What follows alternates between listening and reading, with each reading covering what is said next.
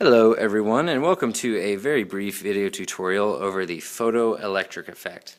The photoelectric effect deals with light striking a particular substance, and then depending on the energy associated with that light, it can actually cause the substance to emit electrons. It's very cool. So, with the photoelectric effect, one of the very crucial relationships relates energy to frequency. Now, this is energy of a photon, and the H here is Planck's constant. Now, Planck's constant is one that is given to you on your constant sheet, and it can either be in terms of joules or electron volts. F here is obviously the frequency of your incident photon. So, how the photoelectric effect works. You have an incident photon of light strike a particular substance. And if there is enough energy associated in that ray of light, it will actually cause electrons to be emitted off. Those electrons will carry with them a certain amount of energy. Now, the electrons don't just willy-nilly leave the substance. They have to have a minimum amount of energy input.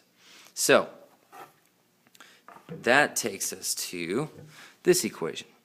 You've got Ke max being equal to Hf and then minus phi here. Now, this phi is called the work function. Okay, the work function is basically the minimum amount of energy required to emit electrons. Now, this is a really cool relationship because it's actually one that is linear. And so if you were to plot kinetic energy and frequency, it would actually intercept the graph at a certain point, like that.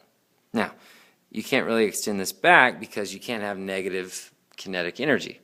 But this intercept has a very important relationship. That intercept is where I have no kinetic energy. In other words, Ke is 0, and I'm left with Hf minus my work function. Add that to the other side, and that value right there tells me the minimum frequency of light to actually start the photoelectric effect. Now, as you increase the frequency, you increase the amount of energy. And as you increase that amount of energy coming in, you increase the kinetic energy of the electrons leaving the particular substance. Okay, now these electrons that are leaving, they have a certain stopping potential. And this stopping potential is related to the charge of the electron and the potential and the kinetic energy. So, that takes us to Ke max being equal to EV. Now, this V here is the stopping potential. And the E is the charge of the electron.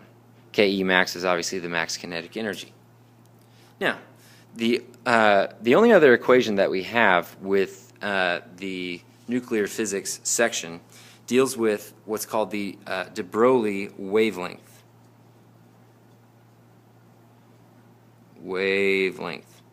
Okay.